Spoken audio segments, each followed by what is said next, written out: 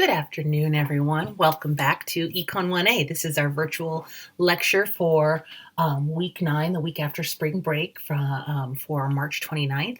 And today I wanted to talk about the midterm, do a little bit of midterm review, talk about some of the multiple choice questions that people had an issue with, and then go over the short answer problems, and then talk about where we're going and where we've been and sort of wrap up what we've talked about and give us a little bit of a refresher. So a lot of people had a pretty good time with the multiple choice. There were a lot of questions where students got, 70 or 80% of students got all the problems right. One problem that a couple of people had a problem with, about a third of the class had a problem with, was a question about the circular flow diagram. The circular flow diagram illustrates that in markets for goods and services, households are buyers and firms are sellers. And so we want to remember that households buy goods and services and firms sell goods and services. And so that's how we see that exchange take place. And so households use their money to buy things from firms that collect that money as revenue after selling things. The next question that people had a little bit of difficulty with was a question about the Bureau of Labor Statistics and discouraged workers. Discouraged workers, remember, are not counted as employed or unemployed. They're actually not part of the labor force. They're counted as out of the labor force. They are part of the adult population, but they are not counted as part of the labor force. And so remember, a discouraged worker is someone who is not working, but is also not looking for work. And so that is an important thing to think about, because we want to remember that that's one of the shortcomings of the unemployment rate, right? It doesn't necessarily treat all unemployed people the same. The idea that someone who has given up on work or is a discouraged worker leaving the labor market can be seen as a good thing from the perspective of the unemployment rate, but in reality, we know that's actually a problem. The next question that some people might have had a little bit of a problem with was the question about adverse selection. Remember, we talked about moral hazard and adverse selection when we talked about the market for insurance. And so adverse selection is when people with high risk adversely select into the market. So an example of that from the multiple choice options is that the sickest people buy health insurance. And so what that means is people who are sick selecting into the market, buying the insurance, is an example of adverse selection. In the auto insurance market, it would be people who are bad drivers or who speed a lot choosing to get auto insurance. Things like mandatory insurance laws in the state of California, it's mandatory to have auto insurance. That's designed to cut down on adverse selection, because then both high and low risk drivers have to enter the market. So hopefully that makes sense. The next problem that a lot of people had a little bit of an issue with was a question asking which of the following policies is most likely to increase physical capital. So we want to remember that physical capital is stuff that's used to make other stuff, factories, equipment, that kind of thing. The four options, policy options, are increasing the labor force, foreign direct investment into domestic firms, increasing education spending, and increasing the government deficit. The correct answer is foreign investment in domestic firms. Foreign investment in domestic firms is going to give firms more money that they can use to invest in physical capital. That's one of the main ways that we see the developing world try to grow their economy, right? They try to attract foreign investment dollars so that they can grow beyond their capacity, given the money that they have or even the money that's available in their country. One of the more common responses was increasing the labor force. Increasing the labor force isn't going to have a direct effect on physical capital in any super clear way. What it can do is dilute the capital per person, which is sort of the opposite direction. And we can see that the labor force could eventually grow the economy as people, as we see the population grow, but that's a really, really indirect way. Increasing education spending, that's going to increase human capital. Increasing the government deficit, there's no clear evidence that that's necessarily a good development policy. It depends on what the government might be engaging in spending on or tax cuts for. So foreign direct investment or foreign portfolio investment, any kind of investment in firms is going to tend to increase physical capital. The next question that it looked like people had a little bit of difficulty with was an example of a good that would be included in the GDP deflator, but not the CPI. So something that would be included in the GDP deflator is going to be something that's consumption, investment spending, government spending, or net exports, right? It's going to be a current period, domestically produced good with market value.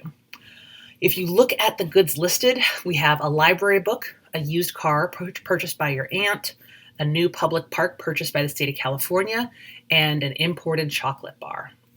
The imported chocolate bar is not going to be in the GDP deflator because it's an import. The used car, not in the GDP deflator because it's used. Library book, not even a purchase. But a public park purchased by the state of California, that would not be in the CPI because it's purchased by the government. Households don't buy. The state of California isn't a household. It's being purchased by the state. That's a government expenditure. So that will be in the GDP deflator. It will not be in the CPI. Hopefully that makes sense. The CPI tends to overinflate inflation for lots of reasons, actually all of the reasons listed. It doesn't consider how consumers are going to substitute towards lower cost goods, meaning that when prices go up, we can avoid those higher prices and actually be made better off. It doesn't consider changes in quality over time, so the idea that goods are getting higher and higher quality. When I was in high school, this calculator was the top of the line, and it would not be considered the top of the line anymore. And so even though calculators are getting more expensive, they're also getting better quality. Think about computers, phones, and other technology. It also doesn't consider the higher value of new goods, right? This idea that new goods entering the market might be more valued by consumers, and so we're willing to pay more for them. So all of these are true ways that the CPI is going to overestimate the value of inflation or the cost of inflation. The next question that people had a little bit of trouble with was that banks are an example of a financial intermediary because they connect savers with borrowers indirectly. So what you want to remember is that when we're thinking about financial markets or financial intermediaries, we want to think about markets being direct connections between savers and borrowers, and intermediaries being indirect. So things like mutual funds and banks. When I put my money in a bank account, I don't know who the bank's going to lend it out to. That's on them. And so they connect us indirectly, not directly. Hopefully that makes sense. It's not the most important thing in the world, but it is an important nuance of the financial system. The next question that there are two more questions I'll go over. One of them is about efficiency wages. Which of the following is not a reason a firm may offer an efficiency wage? Remember, efficiency wages are wages that firms want to pay higher than equilibrium wage. So the equilibrium wage exists and firms choose to pay a higher than equilibrium wage because it enhances their profits. So that it might enhance their profits by increasing worker health, reducing worker turnover, attracting the best workers, or getting the most efficient labor out of workers, getting workers to work harder. Those are four reasons why we would offer efficiency wages. The correct answer on this problem is which reason they wouldn't, which is because of minimum wage laws. Minimum wage laws are totally disconnected from efficiency wages. Efficiency wages are totally different from a minimum wage law. A minimum wage law is not a firm's choice. It's a economic regulation on the value of labor, and so firms don't have a choice about it. And then the last question, one of the shortcomings of GDP is that it excludes very valuable parts of life. Which of the following is something not excluded by GDP? And so we have the distribution of resources among a population that is excluded by GDP. The value of clean air is excluded by GDP. Unpaid household labor is excluded by GDP. The value of goods produced in a year and not sold, that is not excluded by GDP. That is considered investment, right? It becomes stock. And so it contributes to that I section of Y equals C plus I plus G plus NX. So hopefully that clears up some questions you might have had about the multiple choice. If not, let me know in the midterm discussion or anywhere else, and we can talk about it some more. The next thing I wanted to do was go over the short answer problems and talk about those and see what questions anybody might have about those. So let me pull up the short answer problem and I can show it to you.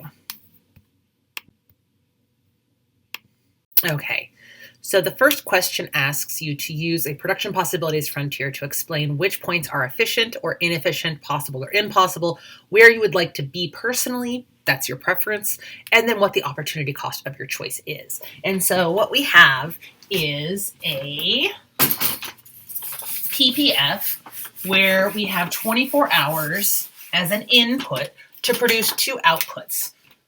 Hours spent on school and hours spent on everything else.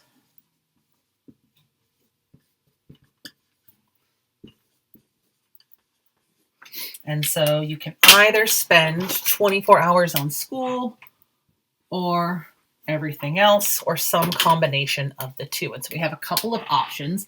We have 24 hours, we have 18 hours of school and 6 hours of everything else. We also have 6 hours of school and 18 hours of everything else, or 24 hours of everything else. And then we have 4 points.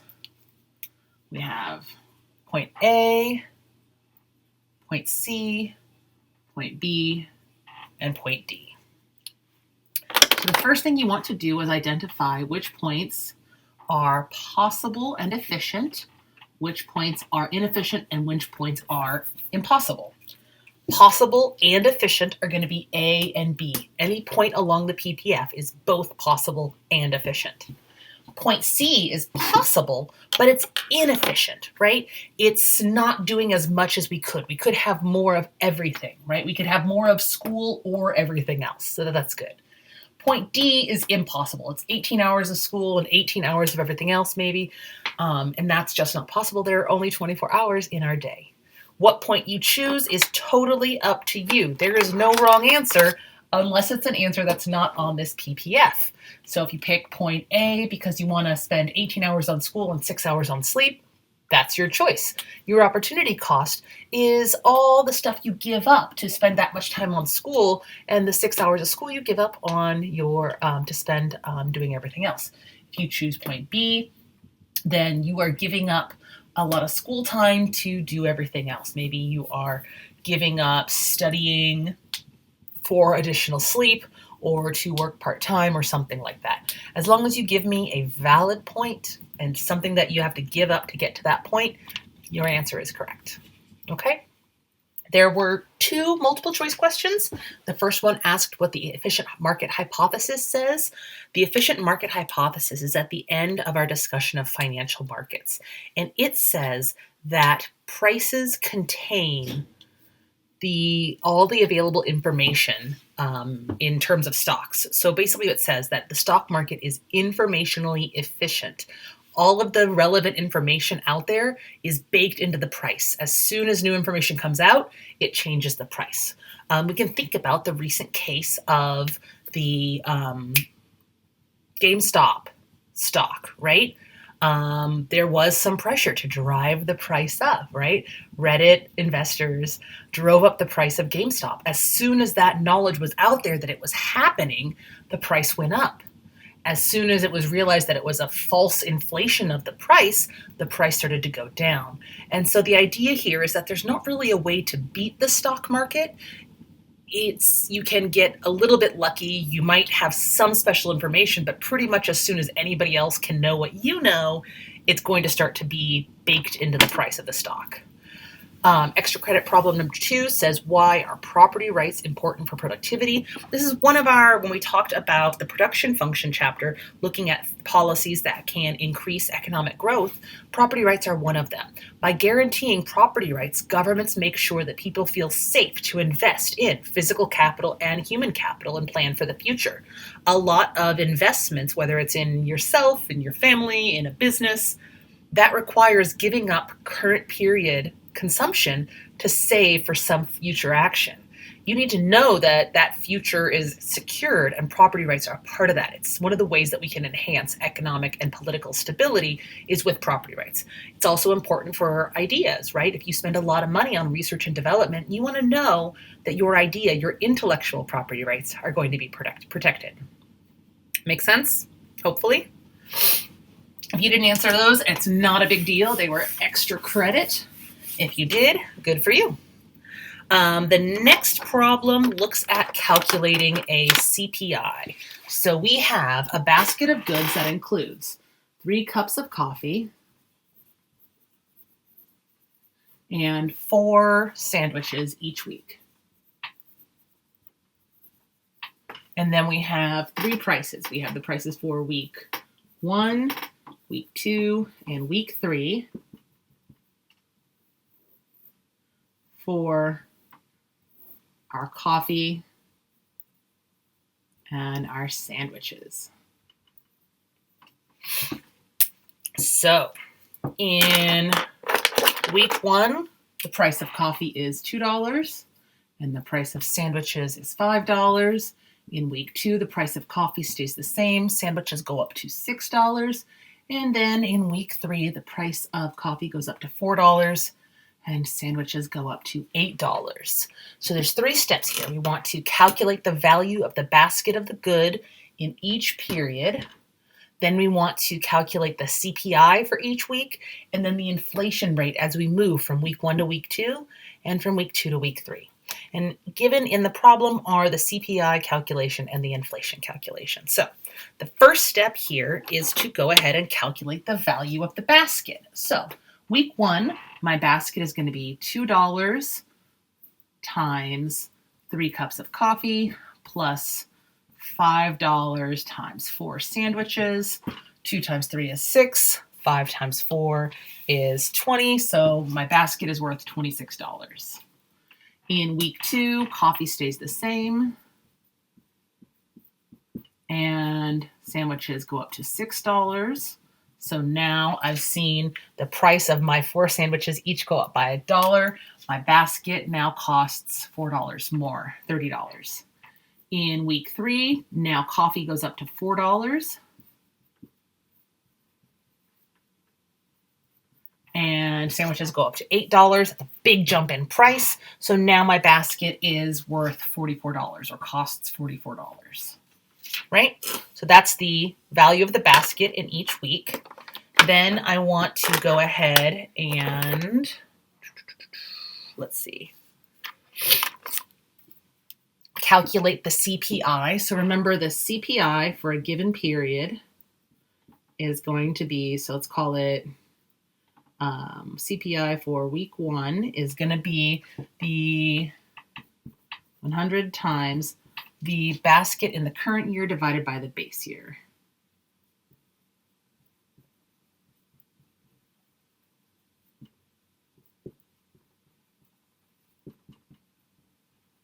So that just means it's going to be 100 times. Current year is $26. Base year is week 1, so that's $26. 26 divided by 26 is 1 times 100 equals 100. The CPI for week 2 is going to get a little more interesting. Now I'm going to use the current year of $30, or the current period, which is now week 2. In week 2, I'm going to compare week 2's prices to the base year prices. So 30 divided by 26 times 100 is going to give me 115.38.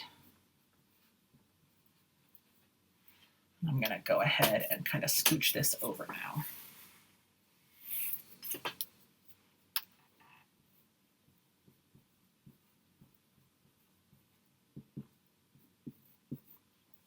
Finally, this CPI for week 3, it's going to be the cost of the basket in week 3 divided by the base year, or the base week, which is 26. 44 divided by 26 times 100 is going to give me a basket worth a CPI of 169.38. 0.23. And it's worth reminding you here. So the basket is in dollars. It's how much it costs to buy this in each period, this basket of goods. The CPI is an index. And so what we're doing there is comparing the indexed value to 100. If it's above 100, we're seeing growth. If it's below 100, we're seeing a contraction. And really what we're getting here is the size of the growth. So that's the value of a CPI. To calculate the inflation rate from one period to the other, we want to look at the CPI in week 2 minus the CPI in week 1 divided by the CPI in week 1 times 100. Let me make sure you guys can see that down there. Sort of. Okay, there we go.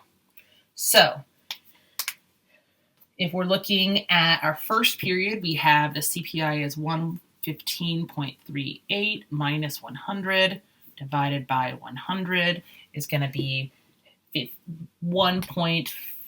It's going to be 15.38 or 0.1538. So 115.38 minus 100 divided by 100 is going to give you 15.38 or 0.158. You multiply it by 100 to get our inflation rate, which is 15.38%. You're welcome to round it if you want to. The next one is going to be, again, the most recent divided by the previous, minus the previous divided by the previous. So it's going to be the CPI for 3 minus the CPI for 2 divided by the CPI for week 2. Or, to put it more simply, it's going to be 169.23 minus 115.38 divided by 115.38, which is going to give us 0.4667, or if you multiply it by 100, 46.67%. And if you kind of look at this intuitively, hopefully it makes a little bit of sense, right? Prices didn't go up much from week 1 to week 2. The price of coffee didn't change at all. Sandwiches only went up $1. So we saw a 15% increase in prices and 15% inflation. From week 2 to week 3, not only did the price of coffee go up, it doubled, and the price of sandwiches went up by $2. It didn't double, but it was a lot, right? And so that's why we see this much larger inflation rate going from week 2 to week 3 than we did from week 1 to week 3. Does that kind of make sense? If you made a minor miscalculation, and as long as your formulas were consistent and your logic was consistent all the way through, I'll take a couple of points off, but not a ton. Some people mixed up, the price and the quantity or something. And as long as you were logically consistent, I can give you most of the points for that problem. Hopefully that makes sense. The last problem is looking at the market for loanable funds. And I'm going to go through this a bit slowly because I want to make sure that we understand this, because this is something that's going to continue to come up as we move forward in the semester. So we want to remember that when we're talking about the market for loanable funds, we start out with this first idea that GDP is Y equals C plus I plus G plus NX. Now we know that most countries are not closed economies, but it's much simpler to deal with a closed economy. And in a more complex world, when we had more time in the best possible situation, I would talk about the open economy version. It's more complicated. It's super cool. We don't have the time. So we're going to ignore net exports and assume we're this closed economy and we don't interact with anyone else. So that means all the money we have comes from us. There's no money coming from other countries. That's why we do that assumption. We can then solve for I, right? Algebraically, instead of solving for Y, solve for I and say, okay, well, I plus C plus G equals Y. And then subtract C and subtract G, I equals Y minus C minus G. And that gives us our equation for investment. If there's no money coming from anywhere else, all the money that's spent on investment is going to be everything we have in terms of how productive we are, minus our consumption spending and government spending. The other thing we did was we said that, hey, there is private savings, which is households. Okay. So private individuals are going to basically have all of their income spent on consumption or taxes. Anything else is going to be saved. And that sounds crazy, but first of all, we're assuming Y is income, and that's a really normal economic assumption, because really we could think about it.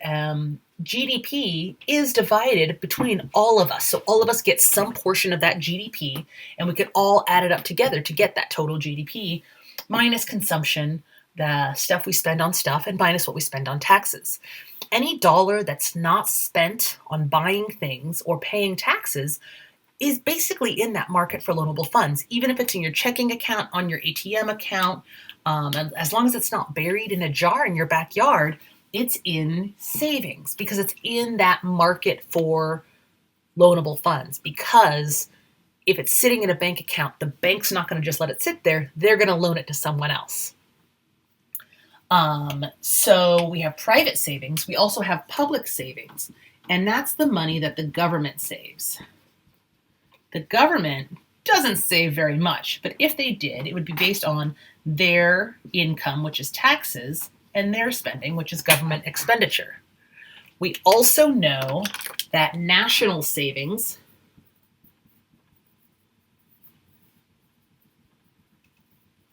is equal to private plus public savings. So all the savings is coming from either the government saving money or from individuals saving money, which means it's equal to Y minus C minus T plus T minus G.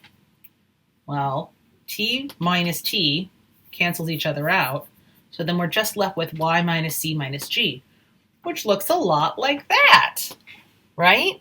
So that's one way we can prove that everything that is saved in the US is then invested through the market for loanable funds. And this gets back to that earlier question about financial intermediaries and financial markets, right? It's about connecting borrowers with savers. It's about saying, hey, there's dollars here not being spent.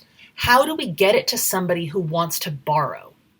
And that's what the market for loanable funds does. It connects national savings to investment. So we can look at that graphically. So let's go back to the midterm question. And the midterm question says, use the information below to answer questions about the GDP and market for loanable funds, remembering that Y equals C plus I plus G in a closed economy. Private savings is Y minus C minus T, and public savings is T minus G. So given all that, here is the problem. We have the GDP is 16.77, and we have consumption is 1190. We have that government spending is 3.35. And we assume that the U.S. is a closed economy. How much is derived from investment spending? So basically, if we have Y, C, and G, find I. Well, we can use that right here, right? We want to find I. We can just plug in Y is 16.77 minus C, 11.9, minus G, 3.35. So that's going to give us a total investment of 1.52. That's our, sorry, not Y. That's our investment spending, right? Does that make sense? Hopefully.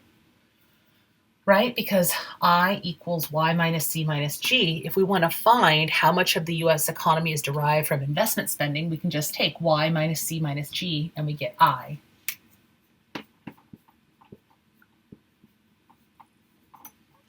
So far, so good. The next question, or the next part of the question says if tax revenue is 2.62 trillion, how much is private savings? So that means that now we have T also, and that is 2.62. So I'm going to clean up this board a little bit now. And we'll just put this back up here.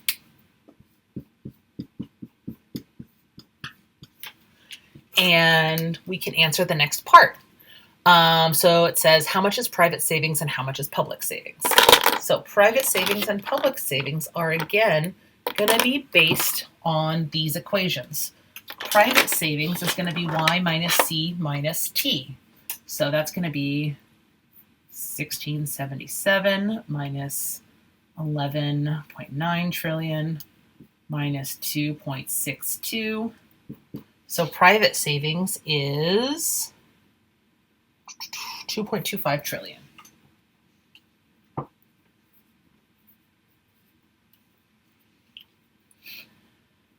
So let's put that here. Public is going to be tax revenue minus government expenditure. In this case, tax revenue is 2.62. Government expenditure is 3.35, so 2.62 minus 3.35. We can already see we're going to have a budget deficit. Remember, a budget deficit is just when this number is negative, when public savings is negative. If it's positive, it's a budget surplus. So 2.62 minus 3.35 gives us public savings of negative 0.73. So that's public savings.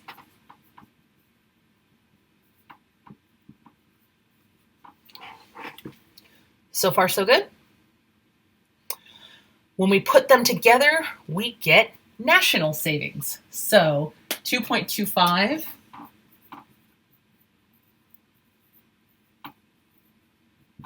minus 0.073 is going to give us 1.52, which is good because national savings should equal investment, because there can't be an investment dollar that comes from somewhere else because we're a closed economy, right? There's no money in or out, so all of the money saved goes to investment, okay?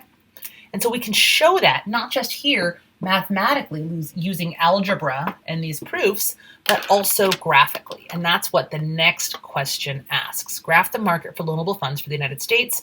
If the equilibrium interest rate is 2%, use your calculations to determine the equilibrium market for loanable funds. So let's do that. I'm going to do it right here in the middle of this. And now we've got our market for loanable funds, which is just like our market forces of supply and demand, except for now our quantity is for loanable funds.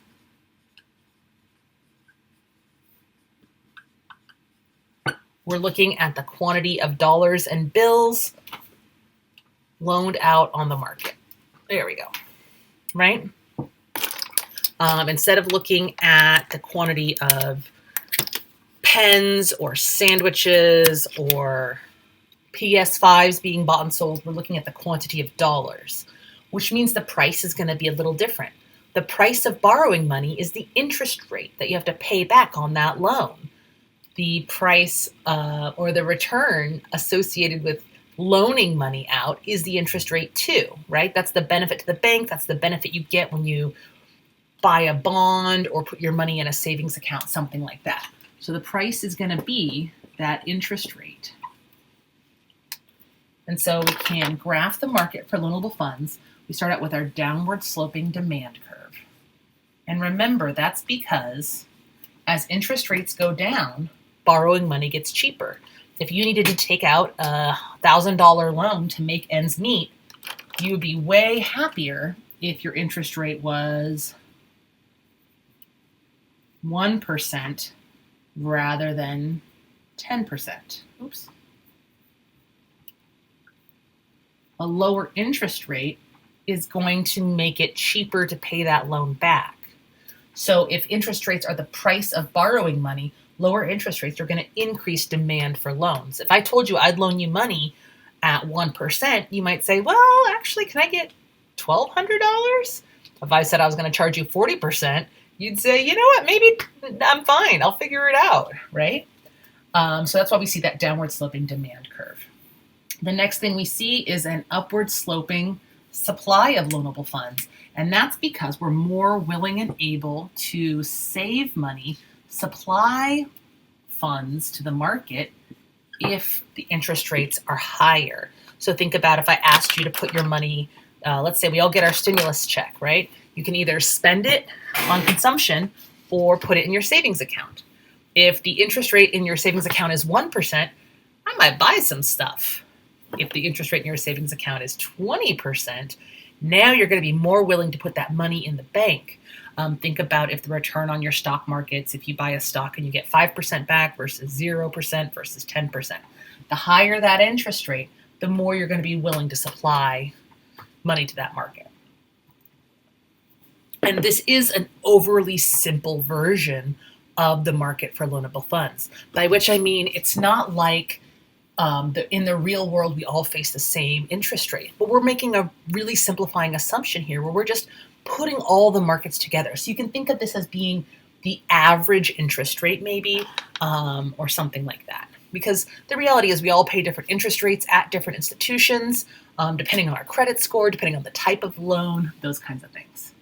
So I'm going to go ahead, and the question says to assume a 2% interest rate, and that's going to be the equilibrium interest rate where loans are being borrowed by investors and supplied by savers.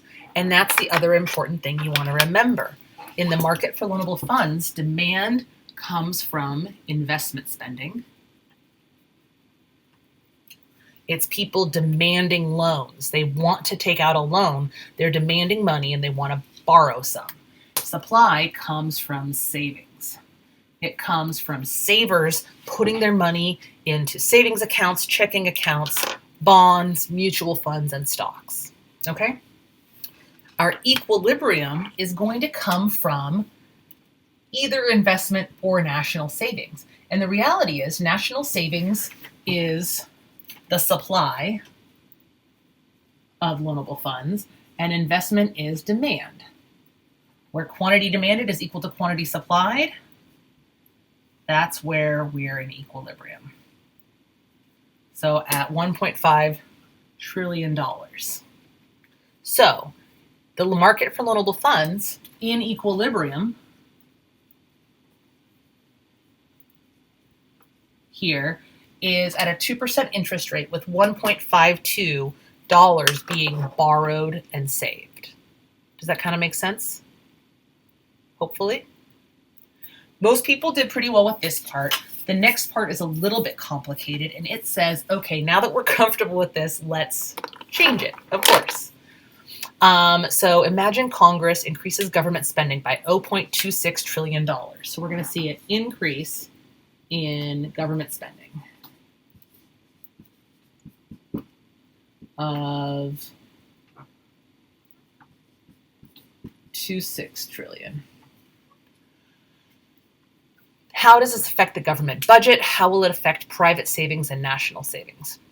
Well, the first thing is we're going to see that national savings take a hit, right? National savings is based on private plus public, right? Public savings is T minus G. If G goes up, public savings goes down and national savings goes down, right? So if we see G increase while taxes stay the same, that means that public savings is going to go down, which means national savings is going to go down. It means we're going to see a larger budget deficit and less national savings and less public savings. And so one way we can do that is we can go back and say, okay, now we have 2.62 minus the original government expenditure of 3.35 minus this additional government expenditure of 0.26, right? Or we could just take our initial public savings of 0.73, negative 0.73, and subtract 0.26 from it. What we're left with now is an even larger budget deficit, right? So I can get out my handy dandy calculator. Negative 0.73 minus 0.26 gives us, oops,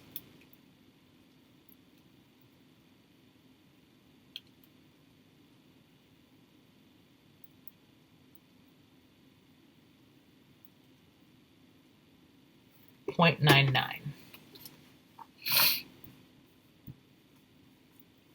which means that now our market for our national savings is going to go down from 1.52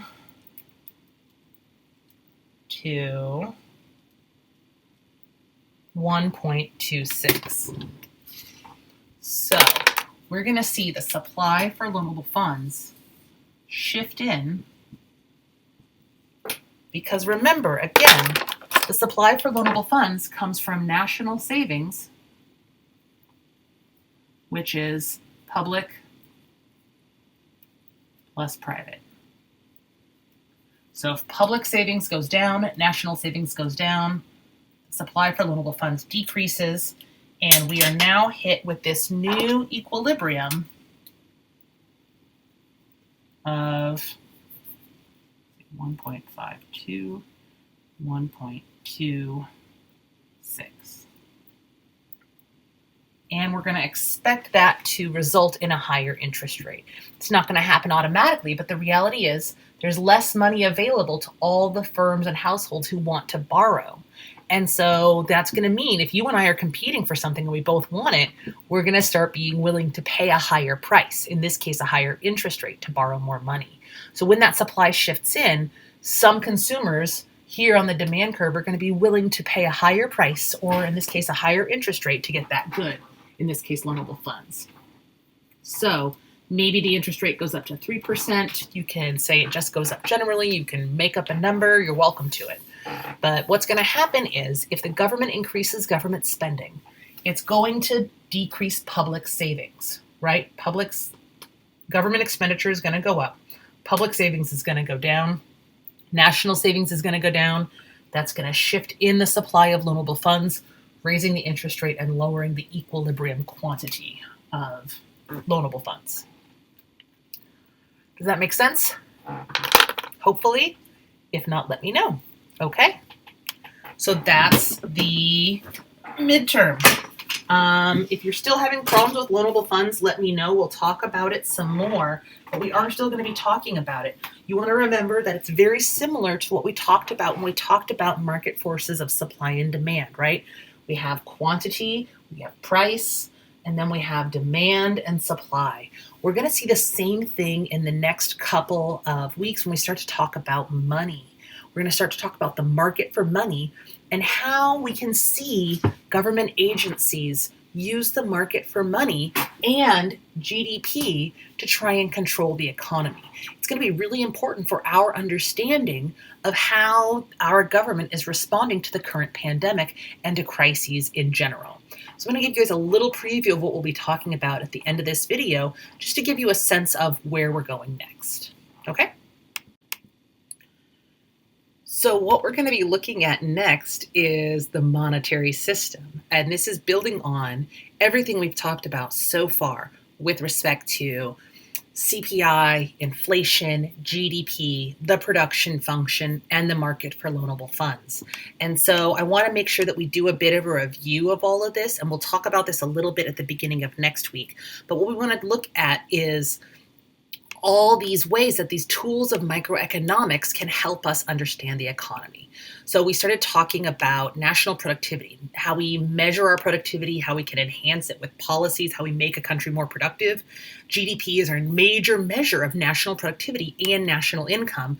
CPI is one of our measures of inflation. We can also use the GDP deflator, and then we can use unemployment to also measure the health of the economy, right? And these are all the things that we've been building on so far. Each of these measures of macroeconomic well-being is super useful, but also flawed, right? There are problems with all of them. That's part of what we talked about. We wanted to talk about the CPI. We went over this, right? The idea that you want to look at the cost of a basket in the current year and compare it to the base year. How much does it cost to live today compared to 1990 or 1980? We can use those numbers, that cost of a basket, that consumer price index, to calculate the inflation rate and look at changes in prices over time, what we call inflation. We said that GDP is the total market value of all final goods and services produced within a country within a period of time, or Y plus C plus G plus NX. That's how we measure our productivity, what we make in a given year or month or period. How we make that comes from our production function. So this is what we make, and this is how we make it. Our national production function gives us the factors that influence GDP growth. We have our technology, right, A, and then we have human capital, physical capital, the labor force, and natural resources. And those are all the things we use to make other things, to make services, to make goods, and to produce things for society, for ourselves. We talked about policies that can be used to enhance or influence physical capital, human capital, natural resources, and technological change. We also talked about policies that had to do with altering the labor force, things like policies surrounding birth and policies around immigration. We then looked at the market for loanable funds, and this is what we just wrapped up here, right? We said that national savings is equal to private savings plus public savings, which is this Y minus T minus C plus T minus G. And that's that same as that identity, the same as that identity that that investment is equal to GDP or income minus consumption minus government spending. And so we put them both together in that market for loanable funds, where there's an interest rate that adjusts to get the supply of the quantity supplied of loanable funds equal to the quantity demanded of loanable funds. So we have some equilibrium interest rate and some equilibrium quantity of loanable funds in the market. And so that's going to be setting that investment, that demand for loanable funds, equal to the supply of savers, money being saved. The market for loanable funds is going to be affected by things that determine the demand and the supply. So we can see households wanting to buy more houses. That's going to affect demand if you want to take out more loans. Households looking for an opportunity to invest, right? Buying more stocks, that's putting money into the market. Putting more money in your savings account is putting money into the market. So we're going to see demand for loanable funds come from firms and households looking to borrow, invest, take out a loan. The supply for loanable funds comes from national savings, households and the government not spending money, saving it and putting it into the market for loanable funds. Government budgets, taxes, household behavior, and investment incentives all alter that equilibrium interest rate. And that's going to become important when we start to talk about the monetary system. So where we go next is we're going to talk about money. What money means, the different types of money, the functions of money. We're going to talk briefly about the Federal Reserve, which is really important because the Federal Reserve is our central bank. Central banks handle what's called monetary policy. They quote unquote create money. We'll talk about what that means. And they control the money supply, which ends up having a really big role in how all of this works. And remember, access to loanable funds, that demand for investment dollars, that plays a big role in our production function. If you can borrow money to go to school, buy a house, start a business, expand a factory, that's going to increase productivity and grow GDP. And that's sort of where we're going with all of this. And so that's what I want you to think about as we go forward is we're truly building now. We have all these great building blocks of the macroeconomic system, and we're going to take those and build on them now, talking explicitly about money and ways that we can control money. Okay? Does that kind of make sense? Hopefully it does. So next time we're going to start on chapter 11, looking at the monetary system. We're going to talk about why money is important. I actually just saw a TikTok video of this that was or no, it wasn't a TikTok video. But people on the radio arguing, do we need money? Yes, we need money. Money is a medium of exchange. If it wasn't for money, how would you buy the stuff you have? Think about it practically. Let's imagine right now you decide, oh, I'm listening to my Professor Walters in Econ 1A. She always talks about pizza. It's going to make me want a pizza. I'm just going to order pizza in advance. How do you get that pizza? Without money, you have to trade them something. You have to find somebody who wants your skills and talents and trade them for a pizza. So you would have to go out there into the world and say, hey, who wants me to teach them about economics for pizza? Who wants me to frame a picture for them for pizza? Who wants me to bag groceries for pizza? Who wants me to clean your yard for pizza? Who wants me to produce art for pizza, right? That's a really inefficient system. With money, we can measure things across time and space. I can compare GDP now to GDP 100 years ago, or minimum wage now to minimum wage 30 years ago. And I can do one thing for work and take money as payment and then turn that money into all the things, all the goods and services I need.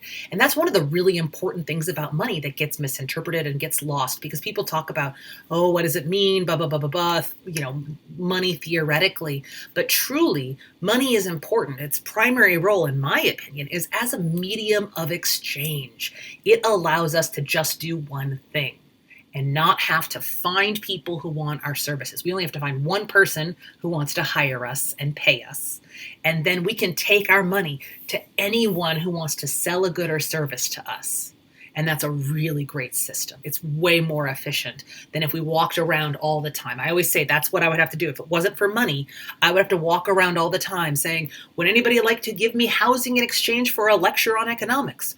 Would anybody like to give me housing in exchange for a poorly made scarf? Would anybody like to give me a soda in exchange for a short lecture on monetary theory? No one wants to live in that world, right? So that's what we mean. Money is a medium of exchange. It's a unit of account. We can use it to measure past prices, record debts, keep track of things, right? And it's a store of value. It allows us to understand money throughout time and space, value of things throughout time and space. There's a really cool project where they actually look at GDP in like the 800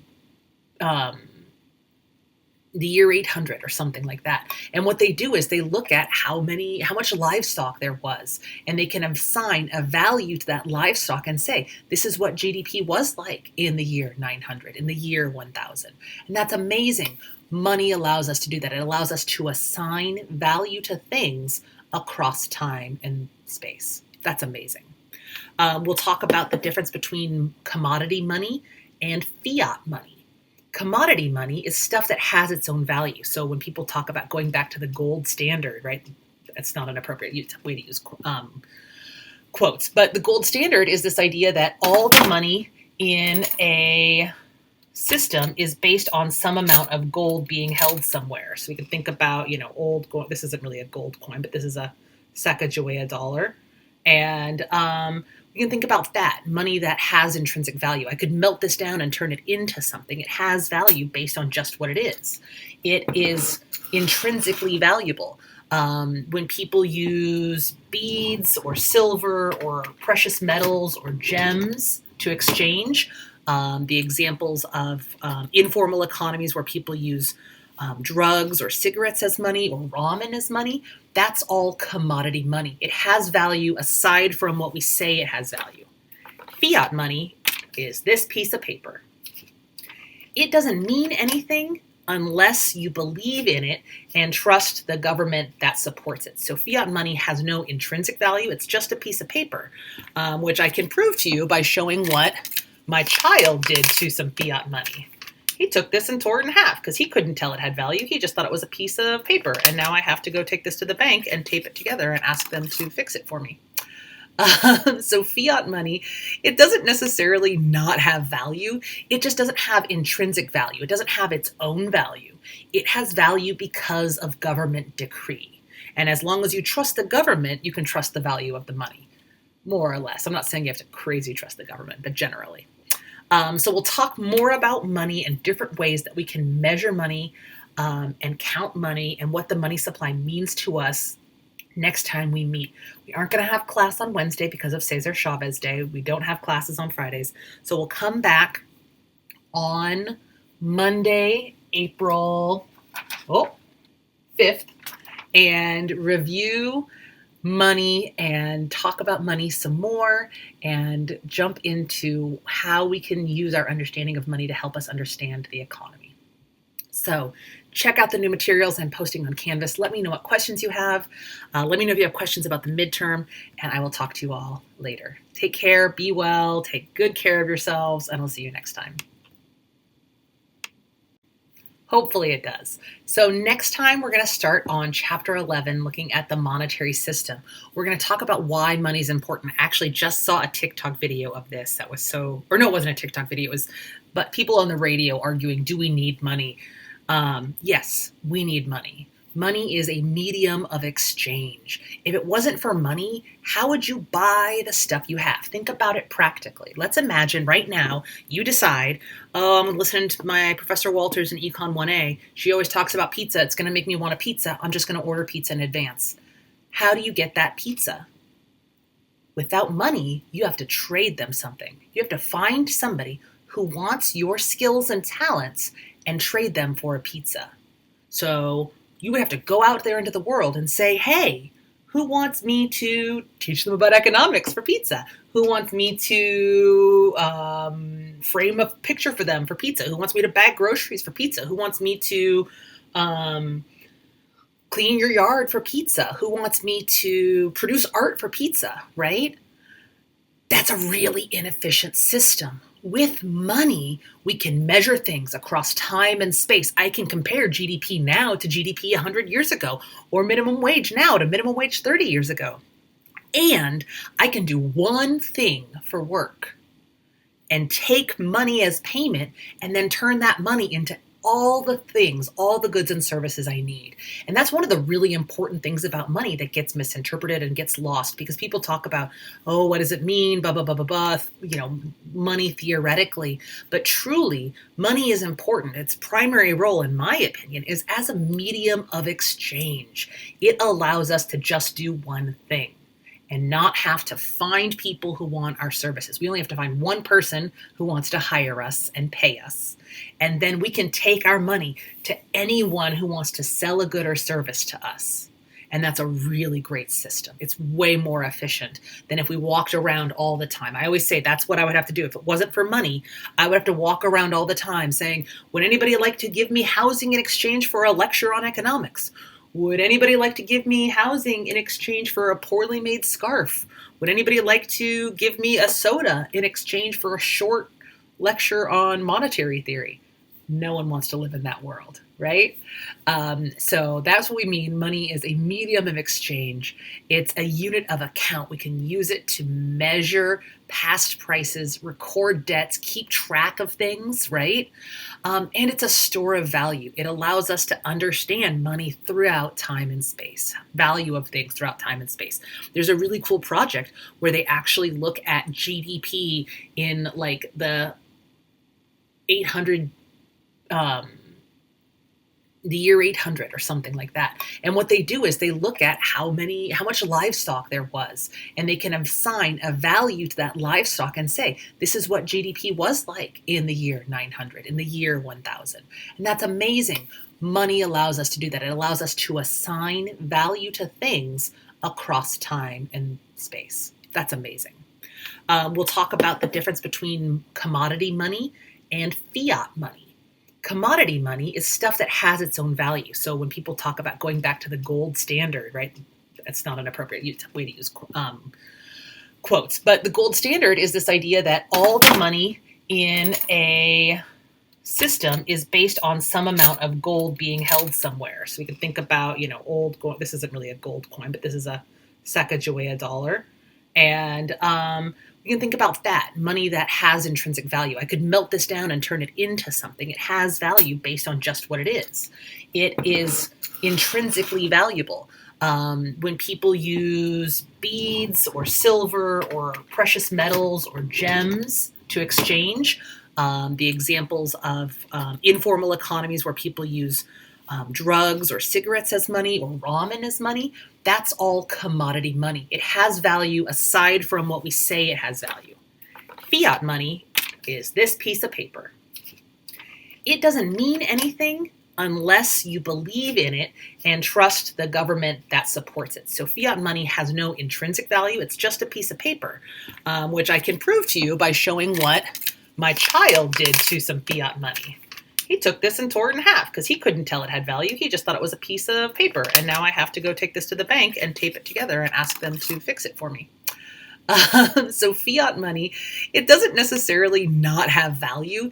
It just doesn't have intrinsic value. It doesn't have its own value. It has value because of government decree. And as long as you trust the government, you can trust the value of the money, more or less. I'm not saying you have to crazy trust the government, but generally. So we'll talk more about money and different ways that we can measure money and count money and what the money supply means to us next time we meet. We aren't going to have class on Wednesday because of Cesar Chavez Day. We don't have classes on Fridays. So we'll come back on Monday, April 5th, and review money and talk about money some more and jump into how we can use our understanding of money to help us understand the economy. So check out the new materials I'm posting on Canvas. Let me know what questions you have. Let me know if you have questions about the midterm, and I will talk to you all later. Take care, be well, take good care of yourselves, and I'll see you next time.